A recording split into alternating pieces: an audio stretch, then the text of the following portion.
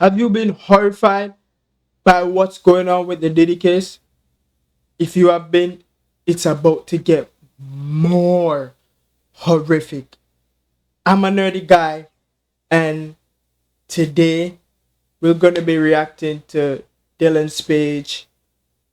Kid Cudi just testified against Diddy and exposed everything. Now, before we start, raise your hand if you've been having a good day. And even if you've not been having a good day, still raise your hand. It's gonna get better if you watch this. Let's see what this is about. Oh God, here we go again. It is day 9 of the Diddy trial, and with each passing day, the testimonies and the evidence keeps on getting more and more insane. And I'm gonna say it, whether he is found innocent or guilty, Diddy is one of the strangest human beings I have ever heard of. I am truly horrified at some of the things I've heard in the past few days, especially from today's witness that took the stand, Kid Cudi. Now, as you may or may not have known, Alex definitely doesn't know, but Kid Cudi dated Diddy's longtime ex, Cassie Ventura, and that was probably one of the biggest mistakes of his life. Because he got on the stand today and spoke about what it was like dating a Diddy ex, and he spoke of kidnappings, his car being blown up, and Diddy, quote, standing there. This is already like crazy beyond my wildest dreams. Kidnapping? Blown up cars?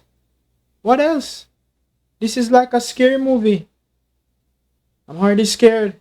Are you? There like a freaking Marvel villain. I kid you not. That is how he described Diddy in court. And reporters inside said that when he made that comment, everyone in the room kind of laughed. They chuckled. Except for Diddy, who just stared at Cudi with a blank face. Yeah, this is getting wild. So, I think it's about time we stop the yapping and let's get rocking! As you can tell, I was not created by GoDaddy Arrow. It uses AI.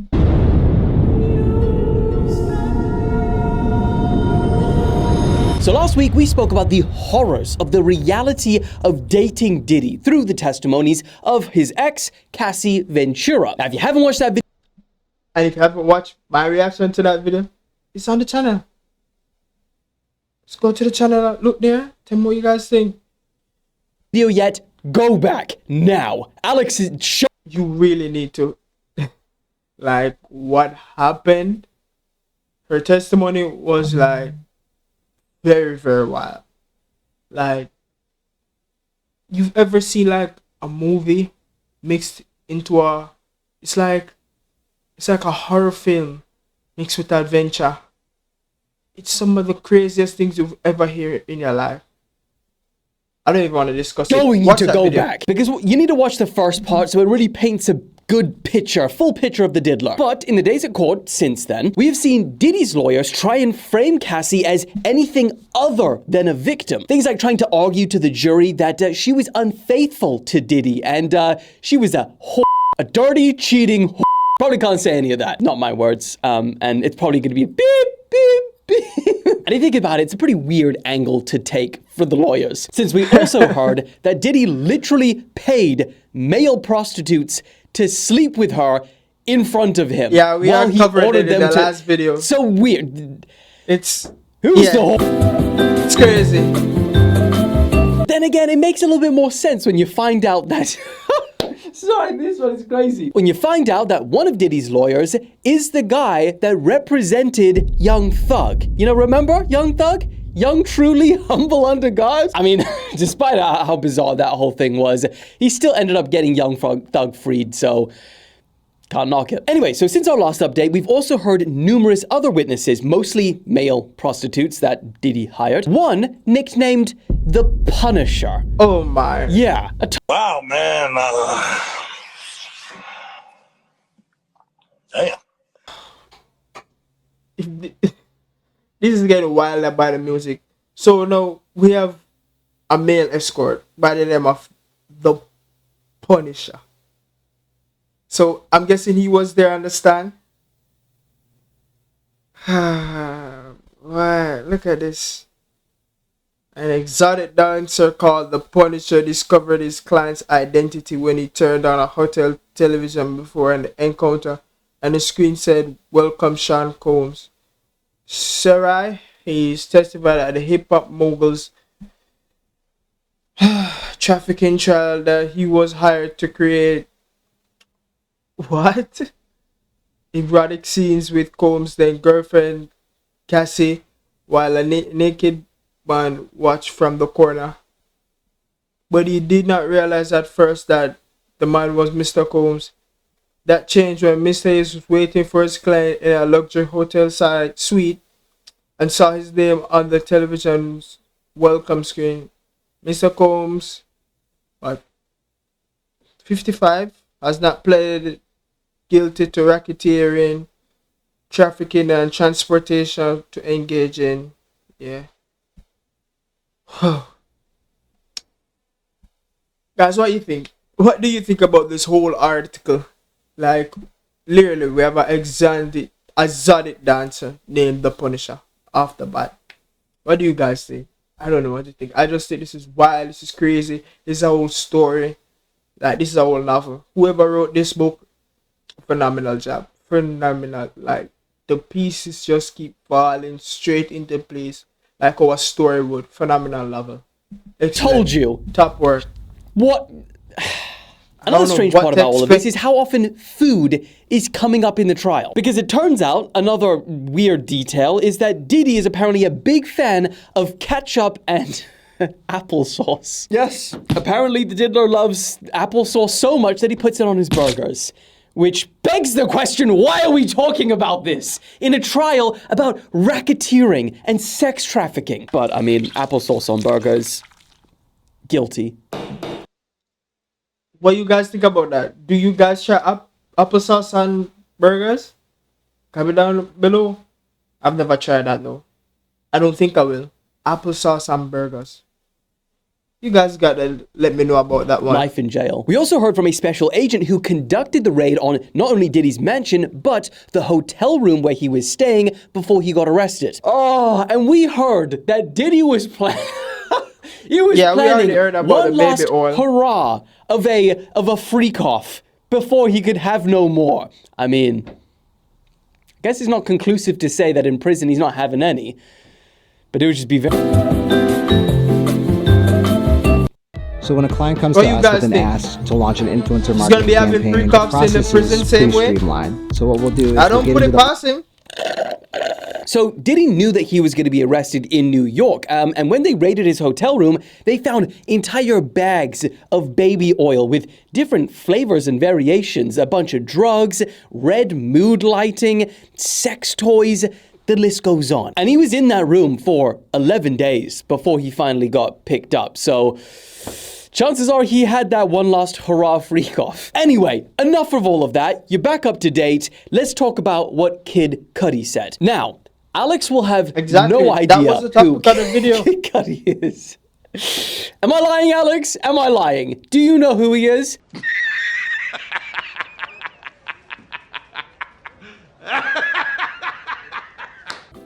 I don't. Do you guys know who Didn't Kid think Cudi so. was? I had no idea. It's the first time I've ever been here. Okay, so for Alex's sake, Alex, he's a very famous rapper. He was like at the peak of his popularity around when all of this was going down. And he also, in 2011, dated Cassie Ventura after she and him broke up. Or so he thought. We'll get to that. Turns out, though, it's very hard to get rid of the Diddy. I'm sorry. So, according to Cudi's testimony, one morning, Cassie calls Cudi at around 6 a.m. and she's super distressed, saying that Diddy had found out that those two were dating. Now, this was apparently news to Cudi because he said in court that he didn't even know that those two were in contact at the time. But anyway, regardless, he goes and picks Cassie up and he takes her to a hotel, thinking that it would be safer if Diddy didn't know where she was. Now, when the two get to the hotel, Cudi gets a phone call, a very scared one at that, from someone who had worked for Diddy, like an assistant, called Capricorn Clark. And let me just say, I'm sorry. I'm not. These are all strange names, I know, but what am I supposed to do? It's there. Anyway, long story short, Capricorn Clark says on the verge of tears that Diddy and another accomplice had taken him by force to go and break into Kid Cudi's house. Taking someone by force, aka... It's Capricorn Clark. Is that supposed to be a superhero? Is that supposed to be like Kent Clark, but he's a Capricorn, but he's like a Capricorn Superman? Or like, what powers do we have? Like, guys, this is getting crazy. What you guys think? Like, this is... What you guys think about name Capricorn Clark?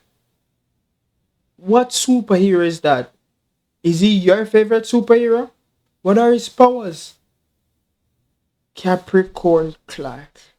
Amazing. Kidnapping. You can see where the prosecution is going with this. And to be fair, according to evidence, definitely someone had been in Cudi's house. It was said in court that cameras had been moved, some Chanel gifts, very expensive ones, had been opened, and Cudi's dog was locked up in a bathroom when normally he would go and roam the house. We also heard that he had owned this dog for like 2 years, but ever since that day, he was always really scared and a little bit freaked out, that poor dog. So after hearing about this, Cudi starts driving home and he calls Diddy, apparently he has his number, and he says, "Mother effer, are you in my house?" And Diddy, quite strangely, very calmly replies, "I just want to talk. I'm here in a car waiting outside for you." Cudi replied, and which is fair enough. Yo, what's your guys' reaction to that?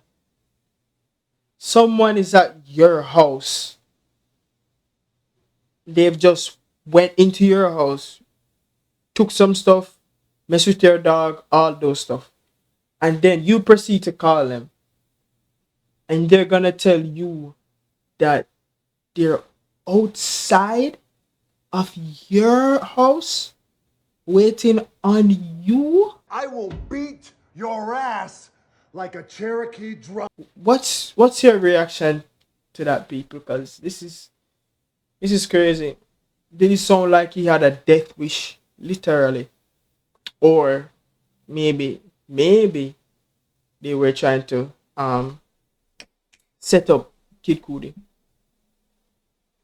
Not really set up, just when he came home, they just off with his head.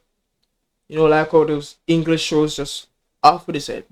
Enough. I don't want to talk to you. Again, you just broke into my house and hurt my dog, so I'm calling the police. Now, later, it came out during the trial that Cassie was the one who had given Diddy Cudi's home address. Anyway, police show up. That would have been my next question. How did Diddy know the house? Tell you sometimes females are snakes. It all gets wrapped up and you think it's all over. Guys have to no. A few weeks later after that break-in, Cudi gets a call from his dog sitter and she says to him, "Your car is on fire." Turns out someone put a freaking Molotov cocktail inside and burnt the hell out of his extremely expensive Porsche. Pictures are shown in court that whoever did this, cut a hole in his car's roof and then dropped the Molotov cocktail inside. Now, believing that Diddy was the person responsible for this, Cudi calls Diddy again and says, "Let's talk. This is getting out of hand." Yeah, no kidding. Now, Diddy agrees to this and they set up a meeting. This is when prosecutors asked Kid Cudi about, what was Diddy's demeanor or behavior like at that meeting? To which Cudi responds, he was just standing there like a Marvel supervillain. Okay. So I'm assuming then that Diddy was Capricorn Clark.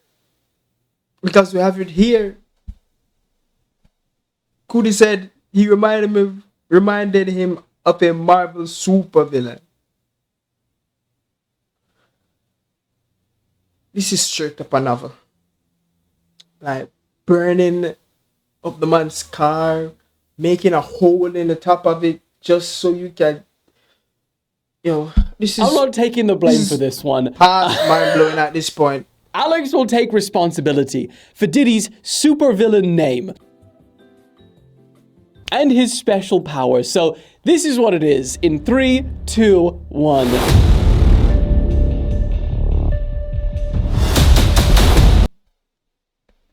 Hey,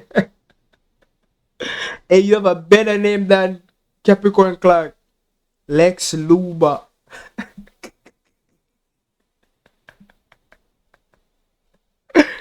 Honestly, that's the best name. What do you guys think? What do you guys think about Diddy, the Lex Luba? You know, because the oil and lubricants. And you get it. You get it. One sec. J-Walk. I'll either laugh or cry with you when this is actually shown, because Alex can get a real crazy at times. Now, Cudi went on to describe how weird Diddy was during the whole interaction. Like, he was very, very calm. And when Cudi addressed him about, what did you do to my car? Diddy apparently said, I have no idea what you're talking about. The old classic. Now, that prompted Cudi to just basically get up and leave the meeting, and that was the last time that he apparently saw Diddy and Cassie. But the reason that prosecutors would have loved Cudi's testimony is that arson and kidnapping would be key crimes when building up a case for racketeering. Cudi also told the court at one point that he felt played by Cassie because he didn't apparently know that Diddy and Cassie still had something going on with each other. That led Diddy's lawyer, good old young, truly humble under God, Brian Steele, to jump in and then use that narrative to pin this kind of on Cassie, saying that, fingerprints were collected, DNA was taken, but it came back linked to a female. And then he also said to Cudi at one point, you got played by the same person who played Mr. Combs, Cassie Ventura. Basically flipping it to the jury that Diddy was the one who got manipulated and played by Cassie, not the other way around. Brian Steele, man. Flint and Steel. I'd love to know what acronym he comes up for Diddy. Lawyer will do for you. Alex, don't you dare. But so what do you guys think? Absolutely crazy week. Anyway, hope you guys enjoyed today's bonus video, and just as a special treat for the loyalists of the Empire, the Patriots, you get bonus whippings too. Never do these on a single topic video, but today we are. Right at the end, the people that are stuck to the end. 3 sacrificial lambs, well done for reminding people to subscribe to the channel. Well done. Love you guys. See you next week. This whole case is weird, but I'm following it with you guys. Hope you guys have liked the video, enjoyed, subscribe, all of that. I'll see you guys next time. Peace.